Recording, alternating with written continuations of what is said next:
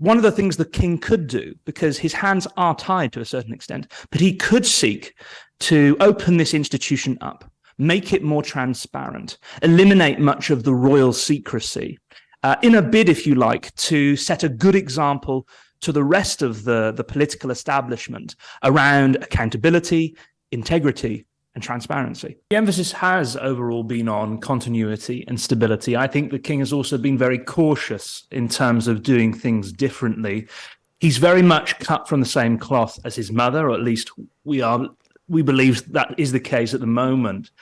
And there have been some interesting changes. I think it's significant, for example, that in his message today, he used the word love to characterize the sense of emotion showed towards him and Queen Camilla by the public. There's a sense there of the intimacy that he wants to conjure, if you like, between him and his people. It's significant that Queen Elizabeth II never used that word love specifically to define the relationship between her and her people.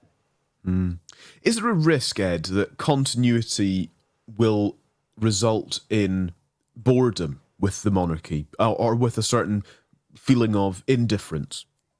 The great challenge is that if we go back 10 years in time to 2013, more than 72% of the under 25s supported the monarchy. They wanted it to stay, and they thought it would continue.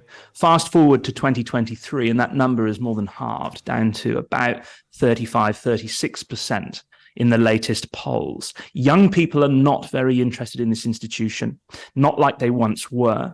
And I think events, certainly since 2019, have done much to destabilize and undermine the institution in the eyes of a younger generation. My fear, I think, for the monarchy is that if it doesn't find a way to connect with this younger generation, then the future picture could be quite bleak. We must not take for granted this idea that young people have always had a sense of dislike for the monarchy. That hasn't been the case. If we go back to the 1960s, the young really liked the British monarchy, and that was the age of course, teenage rebellion. So things are different today, and I think the gravity of the situation does call for some greater vision from our king as to what his reign is going to be about.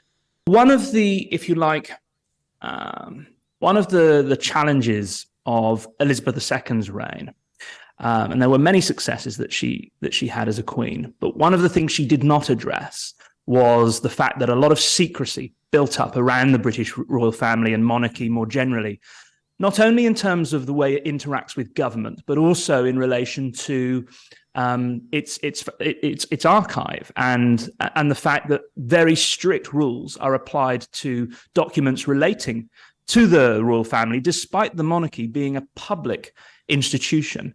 And they have, for example, an exception from the Freedom of Information Act, which is quite unique within the British Constitution.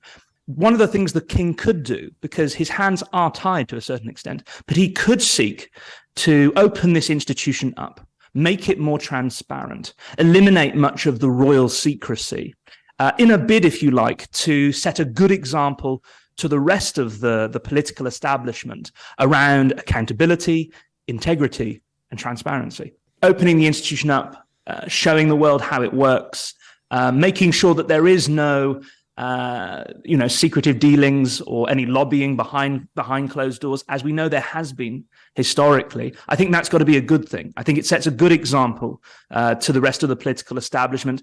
The one thing that really does tarnish this institution, which does, if you like, see the magic of monarchy evaporate, is when they get caught in sort of family scandals, whether it's Andrew, whether it's Harry and Meghan, or whether it's sort of all the chatter around series like The Crown and how true to life that was. It's those kind of episodes that do much to undermine this institution. I think a move towards greater transparency. For example, we could also see this in terms of an opening up of the palaces to the public on a full-time basis. All of this kind of thing is really good, and I think would work to suggest to the younger generation, certainly, that this king is doing things differently. That is fascinating, really fascinating. Well, I wonder if that will come. And just in terms of the tensions you mentioned there, you mentioned some of the key characters, I suppose, when it comes to tensions within the royal family. Can you put that in some sort of historic comparative perspective for us, Ed? has the royal family ever had to deal with such prolonged and agonizing tensions as we have witnessed ourselves in the last couple of years, and which are ongoing? Yes, they have, on several occasions, going back 250 years. Whether it was the case of Queen Victoria's uncles misbehaving, whether it was the hubbub around Edward VII's various affairs, and then, of course, the abdication crisis involving Edward VIII in the middle of the 1930s. All of these events have, if you like, derailed the image of the family monarchy, this idea that they are sort of morally exemplary. I think the problem here in recent years has been that since 1997, the monarchy very deliberately decided that it was going to have one last go at elevating this idea that they were the ideal family. And of course, that fell to pieces in 2019, 2020, with the allegations regarding Prince Andrew. But then, of course, with Harry's departure and the various allegations and accusations that he's made about the family as well. So I wonder whether King Charles wants to piece together this idea of the family monarchy once again. I think it's something to be avoided because I think it comes with too great a risk. Ed, it's really fascinating speaking to you. Thank you very much. Thanks for your time. Thanks very much. That's the royal historian Ed Owens.